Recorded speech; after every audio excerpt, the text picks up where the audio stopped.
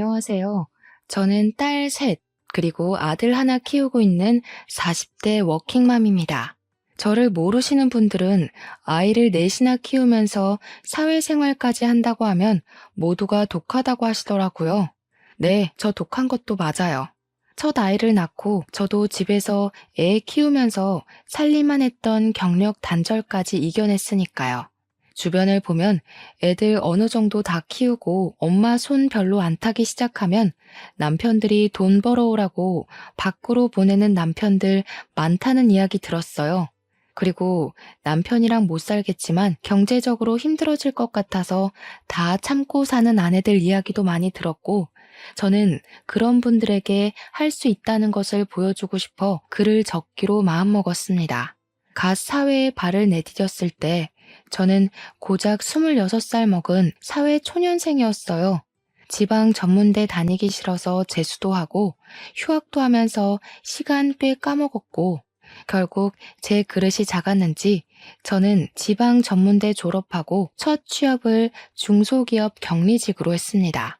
그리고 여기에서 빌어먹을 전 남편을 만났습니다. 저희는 나이 차이가 크게 났었는데 제 나이 26, 그리고 전 남편은 12살이나 많은 38, 모두가 말리는 연애였지만 전 남편은 나이가 조금 많지만 동안에 속한 호감형 외모를 가지고 있었어요. 무엇보다 말을 정말 재미있게 했어요. 그러다 보니 같이 이야기만 해도 자꾸 저는 웃음이 나왔고 전 남편은 저에게 웃는 모습이 참 예쁘다고 계속 꼬셨어요. 원래 여자 꼬시기가 제일 쉽다고 그러잖아요. 어린 나이에 나와 다른 씀씀이를 가진 어른이 제가 좋다며 선물 공세를 펼치는데 어떤 여자가 안 좋아하겠어요? 금전적으로 여유가 넘치는 모습이 어쩌면 제가 속물로 보일 수 있겠지만 정말 마음에 들었습니다. 친정이 넉넉하지 못한 형편이라 항상 아끼고 사는 것이 몸에 박혀 있었는데 이 남자와 함께 있으면 좀 욕심내도 괜찮을 것 같다고 생각했었거든요. 무엇보다 저한테 계속 예쁘다고 하는 사람한테 결국 눈길이 갔고 그렇게 연애를 시작했습니다. 전 남편은 홀어머니와 저보다 10살이나 많은 여동생이 한 명 있었고 아무래도 노총각 아들이 마음에 걸렸던 시어머니는 결혼을 서둘렀으면 좋겠다고 했어요.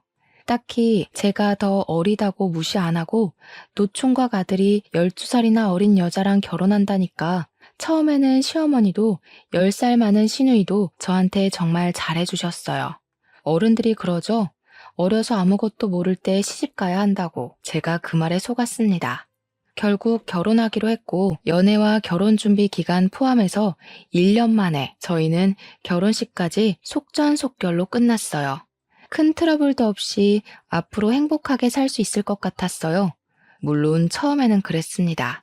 이래서 사람들이 결혼을 하는구나. 안정감 있는 느낌이 너무 좋았어요. 연애랑 결혼이랑 별로 다를 것 없더라고요. 평소와 다 똑같은데 출퇴근을 같이 한다는 것 말고는 전혀 달라진 것도 없었고 오히려 더 좋은 것들이 많았어요.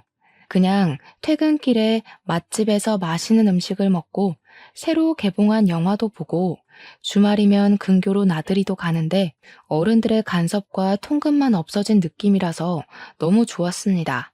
하지만 달콤함은 너무 짧았고 우리 사이에 아기가 생기면서 많은 변화가 찾아왔어요.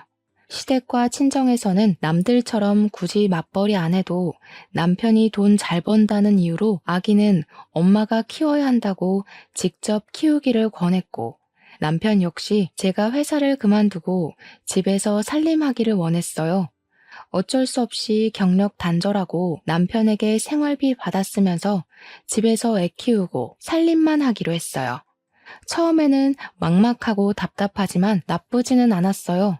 아침에 일찍 일어나지 않아도 괜찮고 매일매일 주말처럼 느껴지는 여유로운 일상이라서 나름 좋았어요. 하지만 집에서 전업주부로 지내면서 시어머니와 사소한 문제로 트러블이 생겼습니다. 천사처럼 좋던 시어머니는 제가 전업주부로 지내는 모습이 마음에 안 드셨는지 아니면 원래 본 모습이 이런 사람인 건지 모르겠지만 태도가 변하기 시작했습니다. 너는 친정에도 전화 그렇게 안 하니? 시어머니가 죽었는지 살았는지 궁금하지도 않아? 네가 그렇게 뜨신 밥 먹고 등 따뜻하게 지낼 수 있는 게 누구 덕분인데 이러니? 이런 사소한 부분에서 어린 게 티가 난다니까. 앞으로 일주일에 서너 번은 꼭 전화해라. 처음에는 왜 전화 한 통 안 하냐, 안부 전화는 왜 안 하냐며 서운하다고 하셨지만 오래 가지는 않았어요. 곧 딸이 태어나고 안부 전화에 대한 트러블은 사라졌습니다. 평소에는 전화를 걸어도 딱히 할 이야기가 없어 자주 걸지 않았지만 아이가 태어난 이후로는 특별한 대화가 없어도 영상통화로 아기 얼굴만 좀 보여주면 10분 정도가 지나고 아이가 울면 운다는 이유로 전화를 끊을 수 있었고 그렇게 한동안 다시 평화가 찾아왔었죠. 인생은 고난의 연속이라고 했던 말 태어나서 처음으로 인정하게 되었어요. 아이가 뒤집기를 하고 기어다니고 걷기 시작하면서 육아로 인한 트러블이 너무 많았어요. 애들은 몸에 열이 많잖아요. 매일 땀을 흘리면서 노는 아이에게 얇은 옷을 입히면 추운 겨울에 왜 옷을 얇게 입혔냐? 한창 호기심 많아질 시기에 소파 등반이라도 하면 애가 위험하게 노는데 왜 말리지 않냐면서 사사건건 육아에 참견하시기 시작했어요. 저도 나름대로 육아 서적도 읽고 맘카페에서 정보 공유도 받으면서 아이를 키웠는데 옛날 사고방식을 가진 어른들이 보기에는 못마땅한 것들이 많았나 봐요. 요즘 애들은 육아 공부도 한다는데 너는 그런 것도 안 하니? 아니면 어려서 모성애가 없어서 애를 방치하고 키우는 걸로 보인다. 애들한테 눈 잠시도 떼지 말고 항상 애가 먼저다. 하여튼 요즘 것들은 어머님, 요즘 애들 다 이러고 커요. 오히려 과잉 보호는 좋지 않다고 말도 많고요. 육아는 제가 알아서 할게요. 어머님이 이러시는 거 너무 불편해요. 뭐? 육아도 다 경험이 중요하단다. 어른들이 먼저 경험하고 느낀 거 조언해주면 예 알겠습니다 어머님 하고 받아들여야지. 또 말대꾸만 하고. 어디에서 배운 버릇이니? 육아에 대한 책도 많고 전문가들도 많아서 저도 다 보고 배우면서 키워요. 옛날 방식이 무조건 정답은 아니잖아요. 제가 알아서 키울게요. 그냥 안부 전화는 왜 안 하냐는 잔소리만 안 들었지 다른 이유로 사람 미치게 했어요. 그리고 더 힘들었던 것은 시어머니와 부딪히는 일이 많아지면서 남편에게 하소연하기 시작하였고 처음에는 우리 엄마 왜 저러는지 모르겠다고 자기 키울 때 안 그랬는데 왜 유난인지 모르겠다던 남편이 점점 저한테 질리기라도 했는지 변하기 시작했습니다. 어른이 말하면 고개 숙일 줄도 알아야지. 내가 계속 네 편 들었다고 따박따박 우리 엄마한테 자존심 세우는 거 좀 아니지 않냐? 결혼 초반이야. 네가 어리니까 사회성이 떨어져서 그런가 보다 하고 봐줬지. 1, 2년 됐으면 사회성 기를 때도 되지 않았냐? 언제는 어려서 좋다고 꼬셨으면서. 그리고 내 편 한 번만 들어주는 게 그렇게 힘들어요? 해결해달라는 것도 아닌데 육아를 우리가 해야지 왜 어머님이 사사건건 간섭하시는지 저 모르겠어요.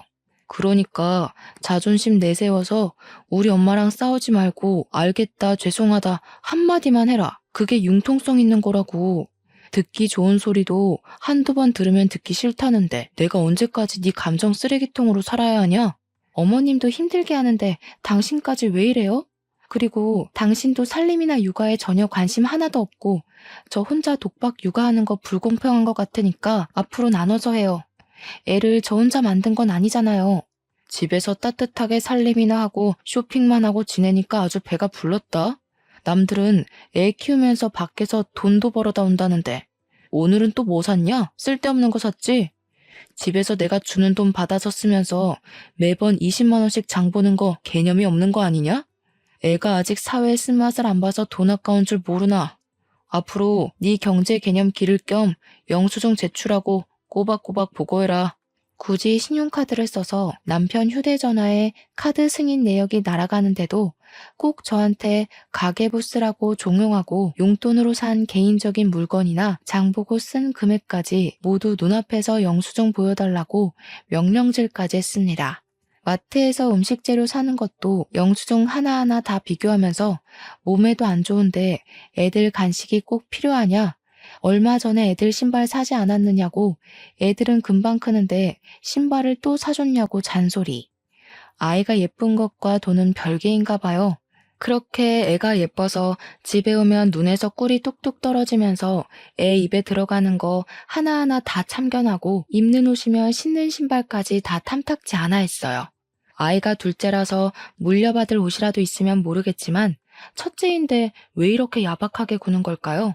그러면서 자기 입에 들어가는 음식은 고기 없으면 밥도 안 먹고 그 나이에 편식하는 사람 처음 봤어요. 혹여나 친정 부모님 생신이라서 선물이라도 하나 해드리면 너무 비싼 거 사드린 거 아니냐고. 자기 엄마는 혼자지만 친정 부모님은 두 분이라서 금액 낮춰야 할 것 같다고 하는데 진짜 너무 정 떨어지고 서운하더라고요.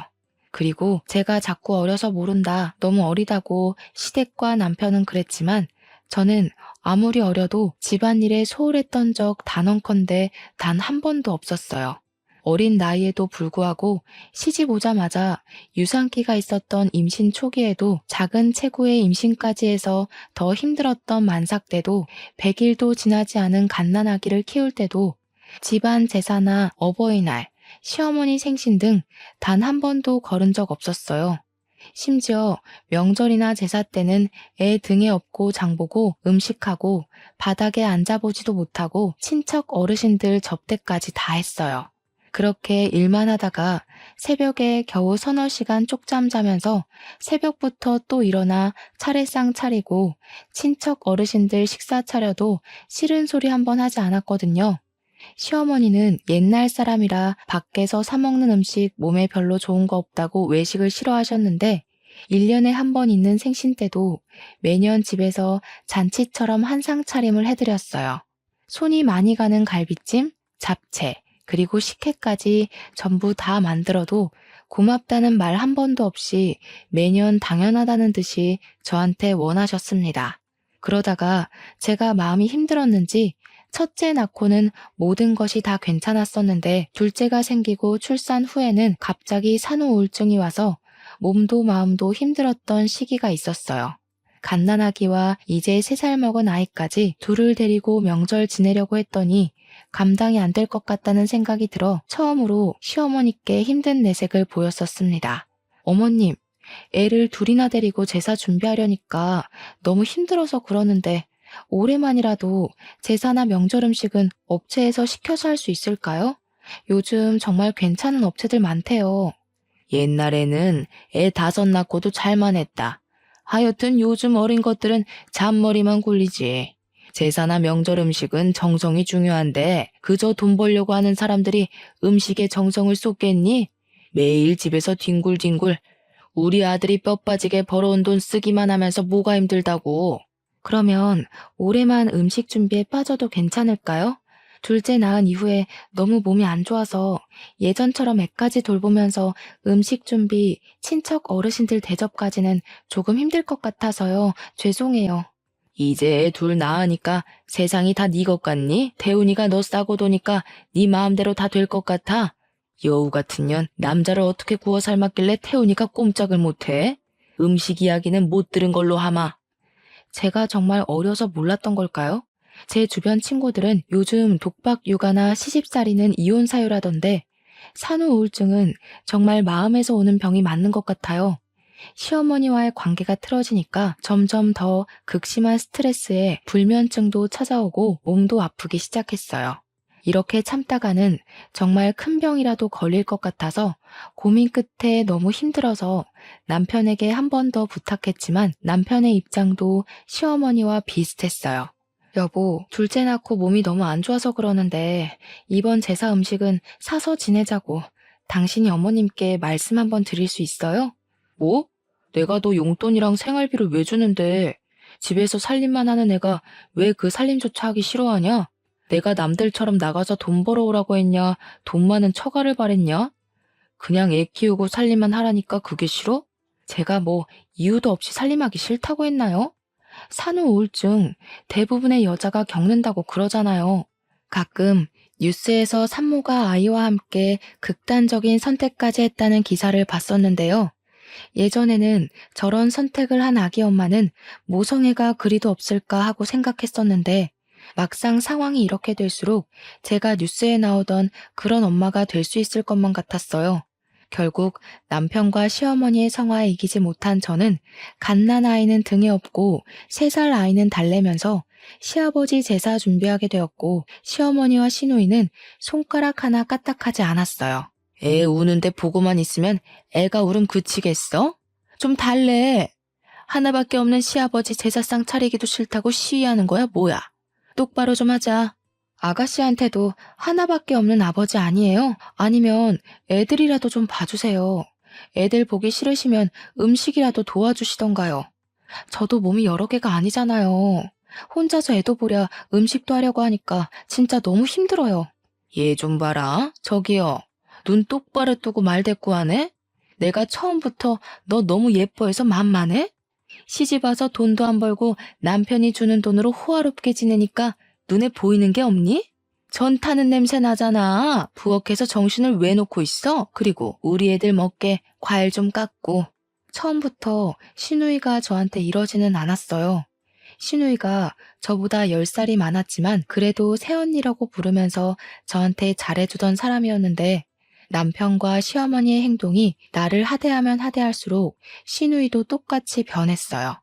마치 어린 부하 직원 다루듯 반말 칙칙하고 나중에는 새언니라는 호칭조차 쓰지 않았고 혹시나 저를 부를 일이 생기면 여기저기 하면서 손짓으로 불렀습니다.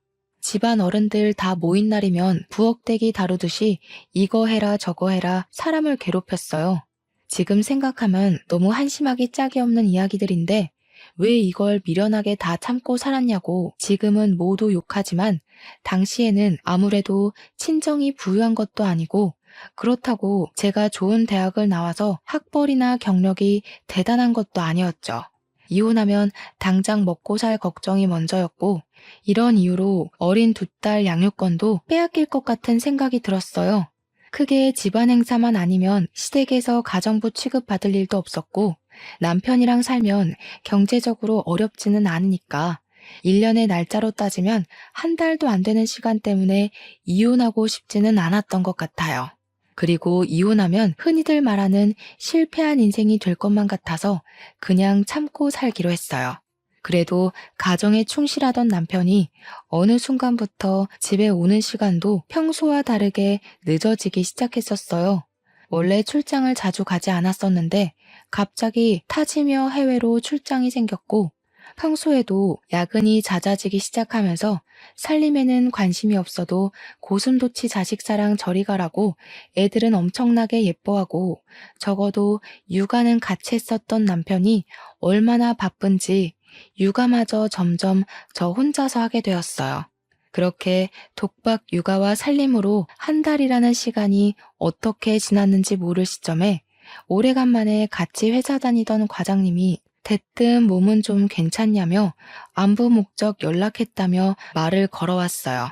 그냥 아이 낳고 몸조리 잘했냐는 의미로 알고 이제 회복 거의 다 해서 소도 때려잡을 수 있다고 농담을 던지자 그래도 애처가랑 결혼 하나는 잘했다고 집사람 아프다고 집에서 애 봐야 한다고 출근 한 달이나 안 하는 남편 흔치 않다며 제가 모르는 이야기를 하기 시작했어요. 여자의 촉이 무섭다는 말 살면서 처음으로 공감했어요. 저 이야기를 듣는데 이건 100% 바람이라는 생각만 들었고 지금까지 살면서 시댁에서 부엌대기 취급이나 받으면서 서럽고 힘들어도 다 참고 가정만 유지하려고 노력한 내가 바보가 된 것 같았어요. 그리고 제가 너무 믿고 따르던 과장님에게 사실대로 다 털어놨습니다. 과장님, 사실 한 달 전부터 남편이 출장이나 야근이 잦다고 집에 자주 안 왔어요. 가끔 집에 오면 옷만 갈아입고 나가는 경우가 더 많았는데 뭔가 느낌이 다른 여자 생긴 것 같아요. 한 달 전부터? 아니, 회사에도 조금 수상한 신입이 하나 있는데 사장님이 자꾸 그 신입만 외근 보내서 자주 사무실에 없는 여직원이 있어. 아직 업무도 모르는 애를 자꾸 외근 보내서 사람들이 다 이상하다고 그러거든.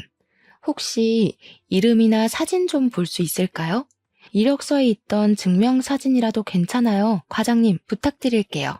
뒤이어 과장님이 문자로 보낸 사진은 그냥 어리고 예쁜 여자였어요. 나이는 이제 24. 저랑 비슷하게 대학교 졸업과 동시에 취업했다고 하더라고요. 오해가 있었을 거라고 아닐 거라고 생각하려고 노력해도 자꾸 의심은 커져만 갔어요. 마침 남편이 모처럼 집에 들어온 날이라 치킨을 먹고 싶은데 제 휴대전화 배터리가 없다며 배달 앱을 켜달라고 했습니다. 밥 다 먹고 이 시간에 무슨 치킨이냐고 잔소리는 조금 들었지만 옆에서 딸아이도 치킨 먹고 싶다니까 못 이기는 척 결국 잔금을 풀어서 주더라고요. 치킨 시키는 척 사진첩부터 열었더니 남편이랑 내연녀가 다정하게 찍은 사진들이 있었어요. 확대해서 보니 내연녀는 저번에 과장님이 보내준 회사 신입 여사원이랑 같은 사람이 맞았고 메신저까지 열어서 대화까지 보니 정말 정신이 나갈 것 같았어요. 벌써 보고 싶다. 이웃만 하면 너랑 같이 살겠다. 주말에 여행 가자. 사랑한다. 이런 메시지들이 많더라고요. 너무 화가 났지만 또 애들 얼굴만 보면 현실이 너무 막막해서 눈물이 날 것 같았어요. 무턱대고 이혼부터 하면 앞으로 애들 얼굴도 못 보고 경력 단절로 먹고 살기도 힘들 것 같아서 당분간 참고 지내면서 적어도 두 딸은 내가 키울 수 있는 능력을 키우겠다고 다짐했습니다. 사실 친정은 제가 어릴 때 의상실을 했었습니다. 모두 아시죠? 동네에서 제법 큰 의상실을 친정 부모님이 운영하였지만 기성복 시대가 열리면서 의상실들은 하나같이 다 망해서 사라졌어요. 친정 부모님은 그래도 업을 살리겠다고 세탁소와 옷수선을 하고 있고요. 저는 아이들을 키우면서 내가 할 수 있고 쉽게 배울 수 있는 것을 찾다가 애들은 어린이집 보내고 하루에 6시간씩 친정에 가서 아기 옷 만드는 것을 배웠어요. 당장 수익을 내고 싶은 욕심도 없었고 그냥 내 딸이 입으면 좋을 것 같은 옷들을 진짜 정성스럽게 만들어서 애들한테 입히고 예쁘게 사진도 찍어서 인터넷에 올렸습니다. 그러자 딸 가진 아기 엄마들한테 연락이 많이 왔고 구매를 희망하는 엄마들도 간혹 있어서 그렇게 조금씩 팔기 시작했습니다. 쇼를 한다, 쇼를 해. 그냥 집에서 애나 키울 것이지 쇼를 해라. 그렇게 팔아봤자 푼돈 아니냐? 하여튼 먹고 살만하니까 한가해서 이딴 거나 하지. 애들한테 소홀하기만 해라. 나 이번 주 출장이다. 저는 남편의 외도를 알면서도 1년이라는 시간 꾹 참고 버티면서 돈을 모으기 시작했어요. 노력은 배신 안 한다고 했었나요? 정말 묵묵히 일만 했더니 꾸준히 구매해준 엄마들이 생기고 맘카페에서 공동구매로 진행하면서 점점 사업이 커져갔습니다. 사려는 엄마들이 늘어나면서 대량 생산을 위해서 공장까지 계약해서 옷을 만들기 시작했어요. 정말 눈코 뜰 새 없이 너무 바쁜 시간을 보냈고 시어머니에게 안부 전화도 일주일 넘게 하지 못했어요. 시어머니 성격에 그냥 넘어가실 분이 아니었고 우리 집으로 찾아오셨어요. 너 요즘 친정에 갔다가 매일 이렇게 늦은 시간에 집에 오니? 우리 아들 돈 받아 처먹으면서 가정은 나 몰라라. 결혼하면 출가 외인인데 친정에 가 있는 시간이 너무 길다. 이럴 거면 나 너랑 우리 아들 결혼 안 시켰다. 네가 이따위로 행동하는 거 보면 내 속이 다 터지니까 그냥 이혼해라. 우리 아들 능력 좋아서 괜찮은 며느리 줄을 섰다. 그냥 잠깐 애들 어린이집에 간 시간에만 하는 거라서 가정에 소홀하지 않았어요.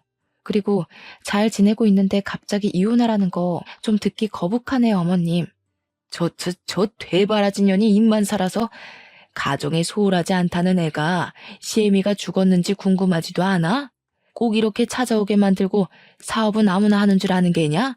그냥 집에서 밥이나 하고 애나 키워라. 웃기지만 제 사업이 입소문을 타면서 점점 더 커질수록 남편 회사는 더 힘들어지고 있었습니다. 하지만 남편은 내연녀에게 푹 빠져서 제 사업에는 관심도 없었고 그저 푼돈이라고 확신하고 무시했어요.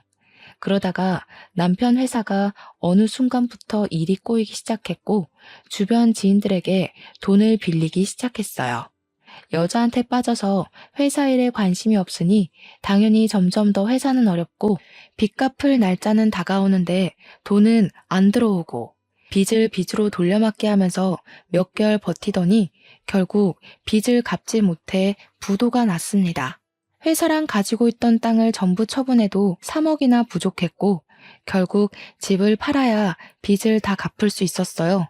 남편의 입장은 애들 키우려면 집은 있어야 한다고 지금 땅이랑 집을 다 제 명의로 돌리고 위장 이혼하자고 하더군요. 당장이라도 가압류, 압류, 민사소송과 형사소송이 걸릴 수도 있다고 남은 재산을 다 제 명의로 돌리고 이혼했어요. 빚은 갚지도 않고 현금으로 2억 챙겨서 베트남으로 도망까지 갔습니다. 정말 웃긴 건 이 와중에도 내연녀를 데리고 갔더라고요. 그 여자 SNS는 온통 베트남에서 지내는 사진으로 도배가 된 상태고 전 남편은 오히려 한국에 있을 때보다 더 잘 지내는 것 같았어요. 저희는 시어머니에게 위장 이혼이라고 밝히면 어느 순간 소문이 날 수도 있을 것을 고려해 회사가 망했다느니 빚쟁이들한테 쫓기고 있다느니 그런 이야기는 하지 않고 남편이 베트남으로 장기 출장 갔다고만 했어요. 그렇게 3년이라는 시간 시댁에도 비밀로 하고 저는 묵묵히 혼자서 애들을 키우면서 지냈습니다. 꼴에 전 남편은 제 새끼라고 애들은 잘 지내냐, 애들 많이 컸겠다 하면서 보고 싶다고 사진 좀 보내라고 연락은 왔지만 베트남에서 살림 차리고 행복한 시간을 보내느라 제 생각은 안중에도 없는 것 같았어요. 왜냐하면 저에게 혼자 애들 키운다고 고생이 많다느니 미안하다는 말은 한 번도 하지 않았으니까요. 애들도 점점 아빠가 없다는 현실에 익숙해지고 점점 크면서 저와 셋이서 지내는 생활에 익숙해졌어요. 그리고 애들도 할머니가 엄마를 싫어한다는 것을 인지하면서 할머니 집에 가는 것을 좋아하지 않았고요. 이런 이유와 사업이 바빠지면서 정신이 없어 시댁의 발길을 끊었더니 또 시어머니의 폭언이 시작되었어요. 정말 3년 내내 육아며 살림, 사업 모든 것에 여전히 간섭이 심하셨고 심지어 저에게 자기 아들이 다른 여자랑 바람나서 사업 다 말아먹고 베트남으로 야반도주한 건 꿈에도 모르고 저를 무시하는 발언과 폭언으로 기죽이기만 하셨습니다.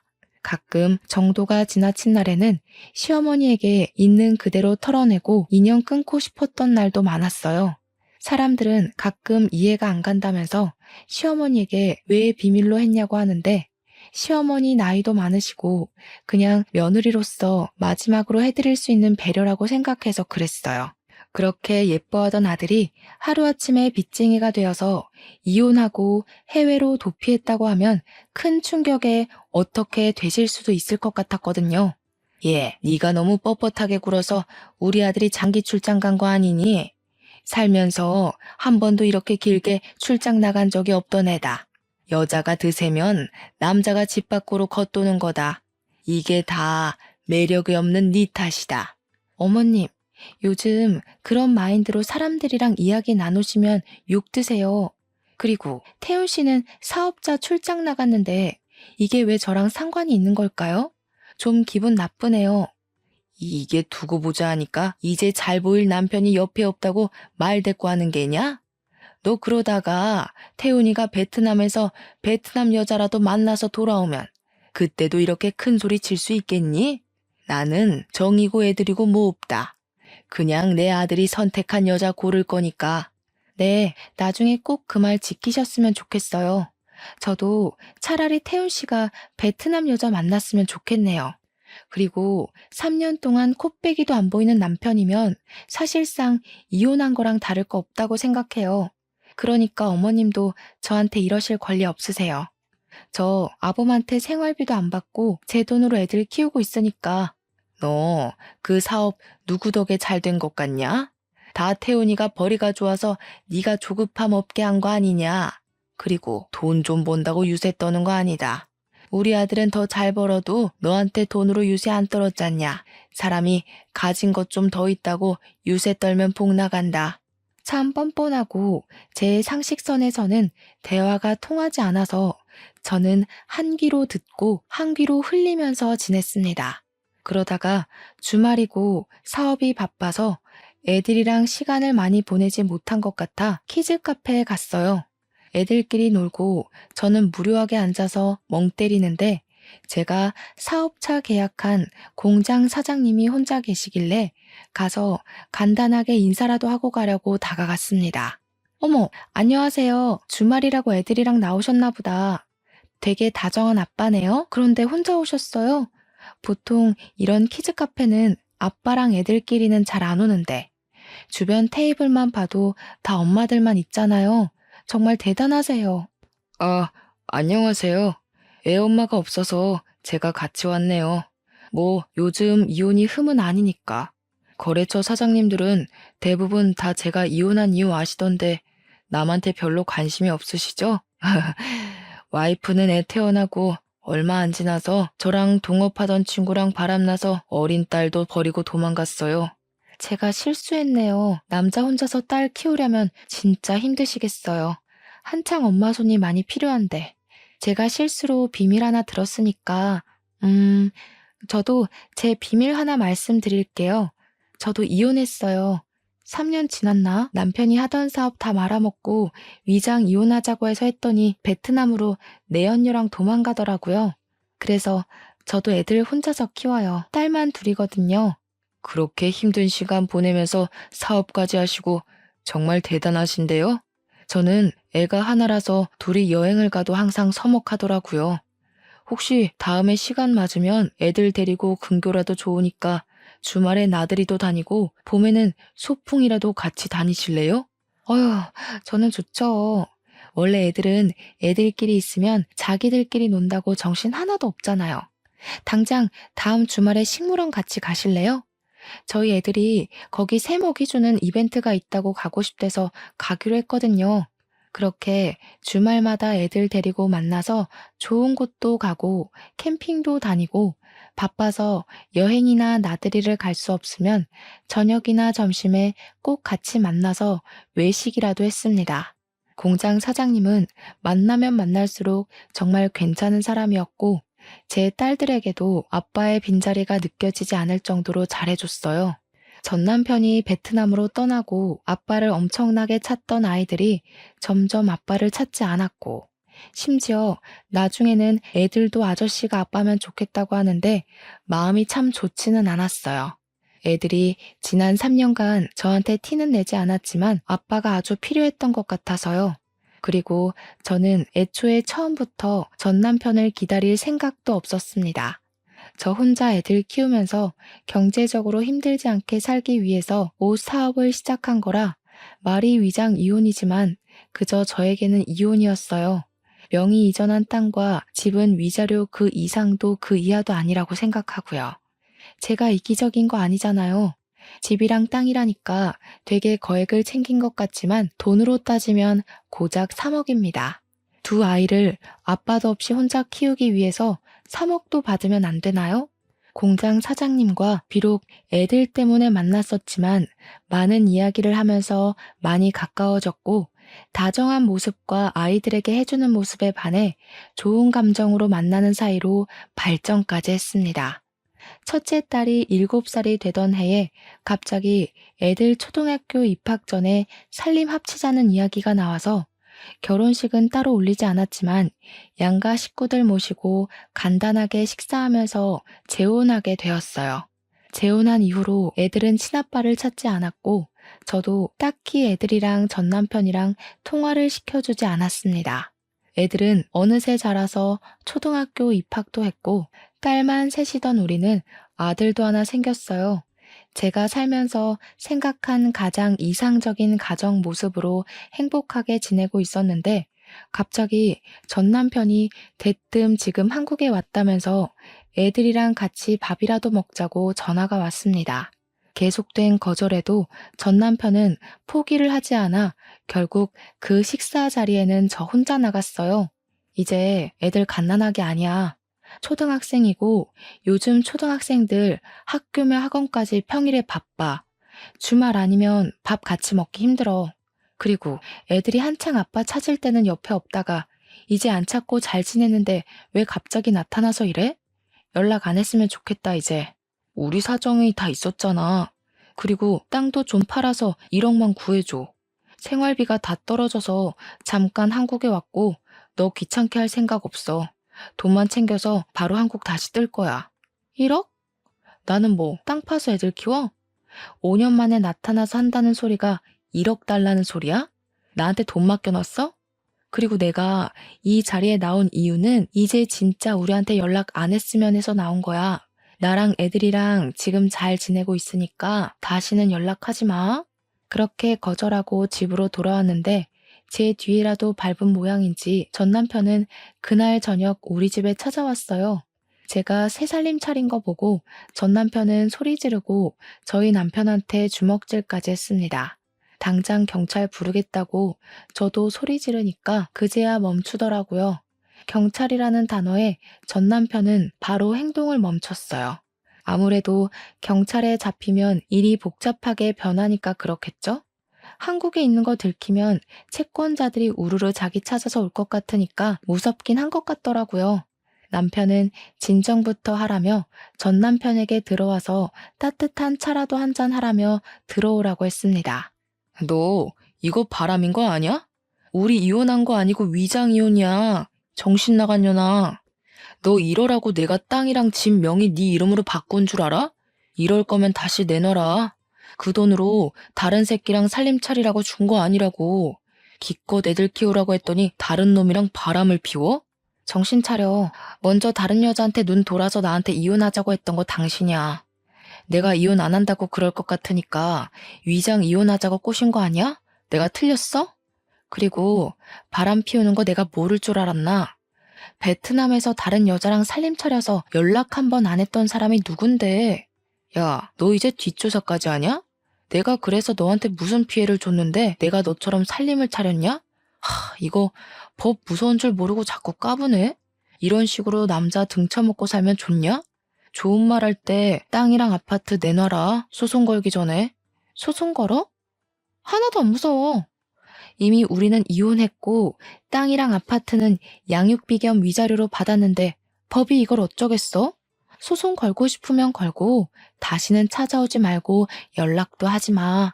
누가 땅이랑 아파트를 위자료로 줬대? 위자료도 가정에 충실했던 사람이나 받는 거야. 너처럼 다른 놈이랑 바람나면 못 받는다고. 이혼 취소 소송 걸 거니까 둘 다 콩밥 먹을 준비나 하라고.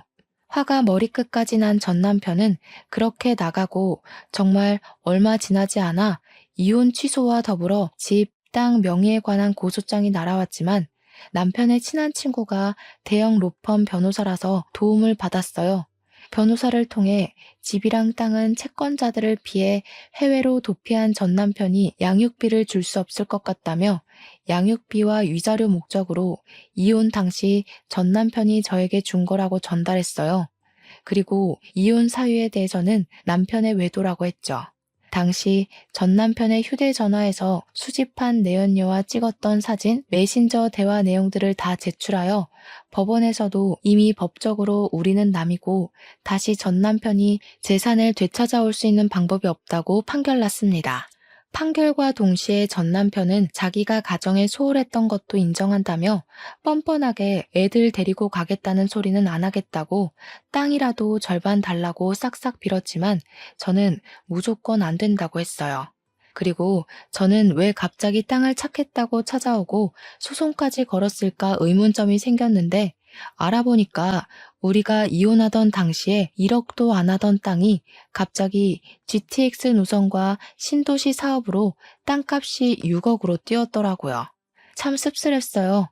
마지막까지 아이들과 나한테 미련 하나도 없었고 그저 돈만 바라보고 우리를 찾아온 것 같아서. 그리고 이번에 시어머니도 제가 재혼한 사실을 알면서 저한테 대뜸 소방 맞을 년이라고 고래고래 소리를 지르셨어요.